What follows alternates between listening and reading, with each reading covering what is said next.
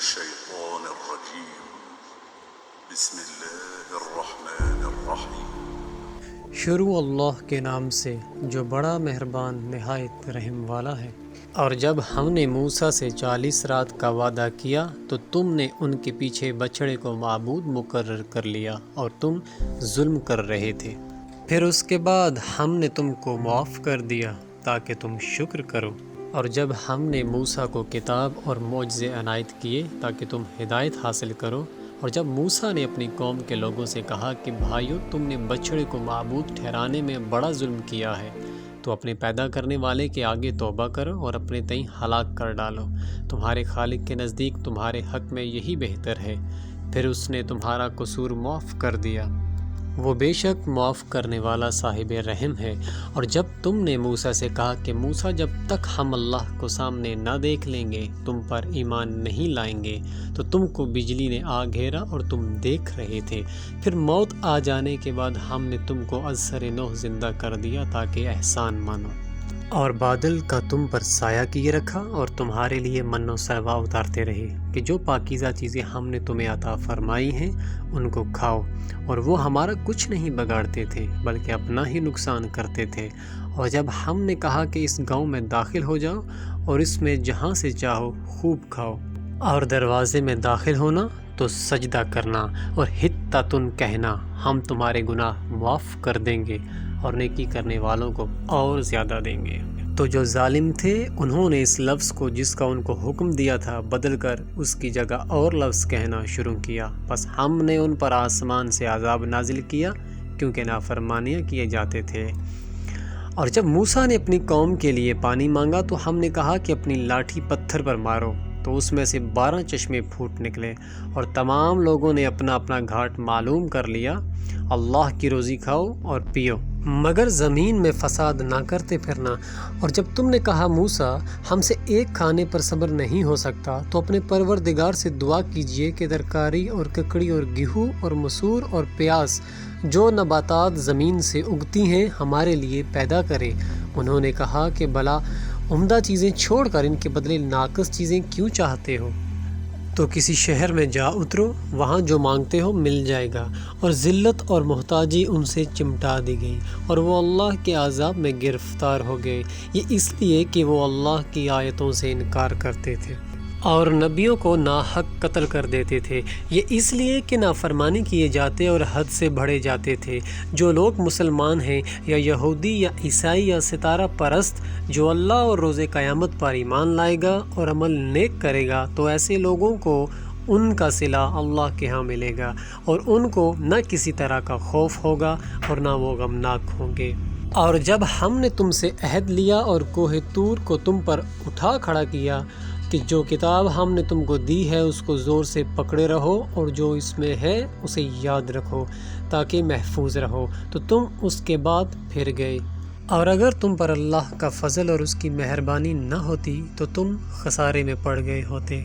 اور تم ان لوگوں کو خوب جانتے ہو جو تم میں سے ہفتے کے دن میں حد سے تجاوز کر گئے تھے، تو ہم نے ان سے کہا کہ ذلیل و خوار بندر ہو جاؤ۔ بس اس قصے کو اس وقت کے لوگوں کے لیے اور جو ان کے بعد آنے والے تھے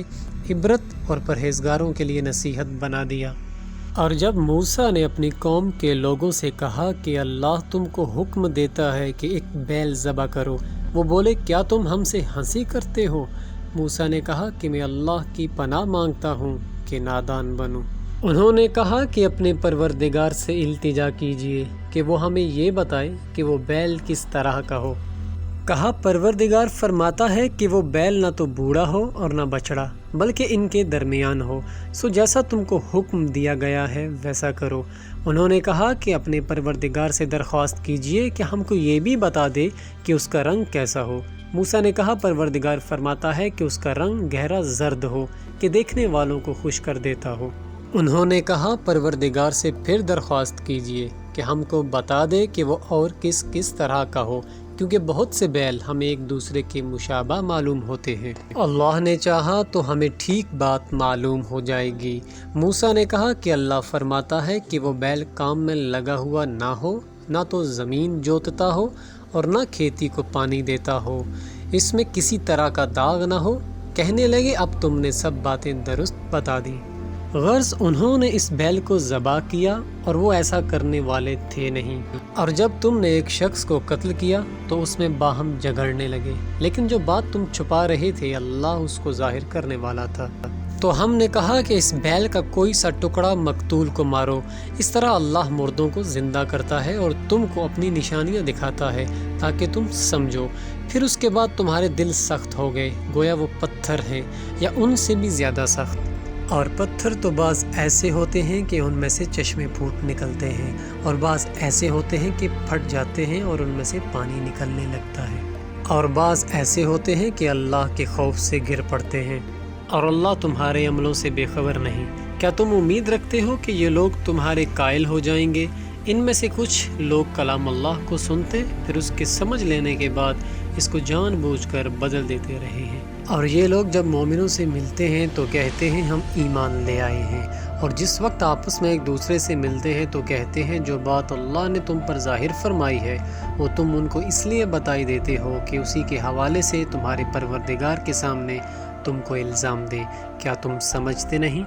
کیا یہ لوگ یہ نہیں جانتے کہ جو کچھ یہ چھپاتے ہیں اور جو کچھ ظاہر کرتے ہیں اللہ کو معلوم ہے، اور بعض ان میں ان پڑھ ہیں کہ اپنے خیالات باطن کے سوا کتاب سے واقف ہی نہیں اور وہ صرف ظن سے کام لیتے ہیں۔ تو ان لوگوں پر افسوس ہے جو اپنے ہاتھ سے تو کتاب لکھتے ہیں اور کہتے یہ ہیں کہ یہ اللہ کے پاس سے ہے تاکہ اس کے عوض تھوڑی سی قیمت حاصل کریں۔ ان پر افسوس ہے اس لیے کہ اپنے ہاتھ سے لکھتے ہیں، اور ان پر افسوس ہے اس لیے کہ ایسے کام کرتے ہیں، اور کہتے ہیں کہ آگ ہمیں چند روز کے سوا چھو ہی نہیں سکے گی۔ ان سے پوچھو کیا تم نے اللہ سے اقرار لے رکھا ہے کہ اللہ اپنے اقرار کے خلاف نہیں کرے گا، بلکہ تم اللہ کے بارے میں ایسی باتیں کہتے ہو جن کا تمہیں مطلق علم نہیں۔ ہاں جو برے کام کرے اور اس کے گناہ اس کو گھیر لیں تو ایسے لوگ دوزخ والے ہیں، وہ ہمیشہ اس میں رہیں گے، اور جو ایمان لائیں اور نیک کام کریں وہ جنت کے مالک ہوں گے اور ہمیشہ اس میں رہیں گے۔ اور جب ہم نے بنی اسرائیل سے عہد لیا کہ اللہ کے سوا کسی کی عبادت نہ کرنا،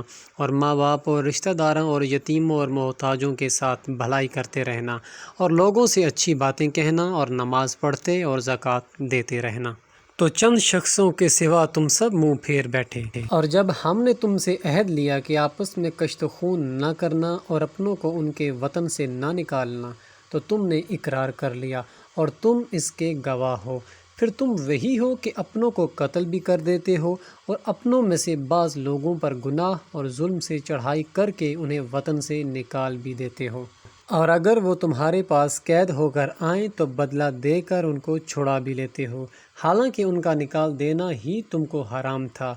کیا تم کتاب اللہ کے بعض احکام کو تم مانتے ہو اور بعض سے انکار کیے دیتے ہو؟ تو جو تم میں سے ایسی حرکت کریں ان کی سزا اس کے سوا اور کیا ہو سکتی ہے کہ دنیا کی زندگی میں تو رسوائی ہو اور قیامت کے دن سخت سے سخت عذاب میں ڈال دیے جائیں، اور جو کام تم کرتے ہو اللہ ان سے غافل نہیں۔ اور یہ وہ لوگ ہیں جنہوں نے آخرت کے بدلے دنیا کی زندگی خریدی، سو نہ تو ان سے عذاب ہی ہلکا کیا جائے گا اور نہ ان کو مدد ملے گی۔ اور ہم نے موسیٰ کو کتاب عنایت کی اور ان کے پیچھے یکے بعد دیگرے پیغمبر بھیجتے رہے، اور عیسیٰ ابن مریم کو کھلے نشانات بخشے اور روح القدس سے ان کو مدد دی۔ تو جب کوئی پیغمبر تمہارے پاس ایسی باتیں لے کر آئے جن کو تمہارا جی نہیں چاہتا تھا تو تم سرکش ہو جاتے رہے، اور ایک گروہ کو تو تم جھٹلاتے رہے اور ایک گروہ کو قتل کرتے رہے، اور کہتے ہیں ہمارے دل پردے میں ہے، بلکہ اللہ نے ان کے کفر کے سبب ان پر لعنت کر رکھی ہے، بس یہ تھوڑے ہی ایمان لاتے ہیں۔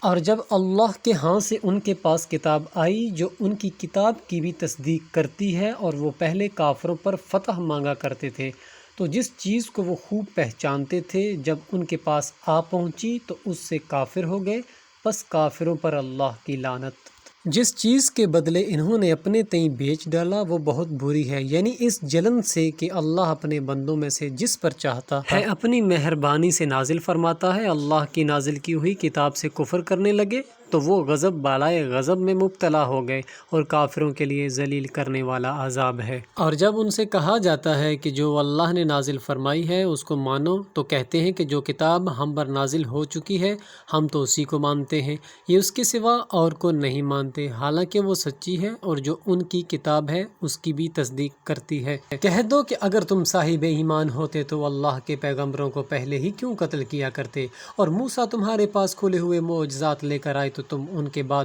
بچھڑے کو معبود بنا بیٹھے اور تم ظلم کرتے تھے۔ اور جب ہم نے تم لوگوں سے عہد واثق لیا اور کوہ طور کو تم پر اٹھا کھڑا کیا، جو ہم نے تم کو دی ہے اس کو زور سے پکڑو اور تمہیں حکم ہوتا ہے اس کو سنو، تو وہ کہنے لگے کہ ہم نے سن تو لیا لیکن مانتے نہیں، اور ان کے کفر کے سبب بچھڑا ان کے دلوں میں رچ گیا تھا۔ کہہ دو کہ اگر تم مومن ہو تو تمہارا ایمان تم کو بری بات بتاتا ہے۔ کہہ دو کہ اگر آخرت کا گھر اور لوگوں کے لیے نہیں اور اللہ کے نزدیک تمہارے ہی لیے مخصوص ہے، تو اگر سچے ہو تو موت کی آرزو تو کرو، لیکن ان اعمال کی وجہ سے جو ان کے ہاتھ آگے بھیج چکے ہیں یہ کبھی اس کی آرزو نہیں کریں گے، اور اللہ ظالموں سے واقف ہے۔ بلکہ ان کو تم اور لوگوں سے زندگی کے کہیں زیادہ حریص دیکھو گے، یہاں تک کہ مشرکوں سے بھی۔ ان میں سے ہر ایک یہی خواہش کرتا ہے کہ کاش وہ 1000 برس جیتا رہے، مگر اتنی لمبی عمر اس کو مل بھی جائے تو اسے عذاب سے تو نہیں چھڑا سکتی، اور جو کام یہ کرتے ہیں اللہ ان کو دیکھ رہا ہے۔ کہہ دو کہ جو شخص جبرائیل کا دشمن ہو اس کو غصے میں مر جانا چاہیے، اس نے تو یہ کتاب اللہ کے حکم سے تمہارے دل پر نازل کی ہے، جو پہلی کتابوں کی تصدیق کرتی ہے اور ایمان والوں کے لیے ہدایت اور بشارت ہے۔ جو شخص اللہ کا اور اس کے فرشتوں کا اور اس کے پیغمبروں کا اور جبرائیل اور میکائیل کا دشمن ہو تو ایسے کافروں کا اللہ دشمن ہے، اور ہم نے تمہارے پاس سلجھی ہوئی آیتیں ارسال فرمائی ہیں اور ان سے انکار وہی کرتے ہیں جو بد کردار ہیں۔ ان لوگوں نے جب اللہ سے عہد واثق کیا تو ان میں سے ایک فریق نے اس کو پھینک دیا، حقیقت یہ ہے کہ ان میں اکثر بے ایمان ہیں۔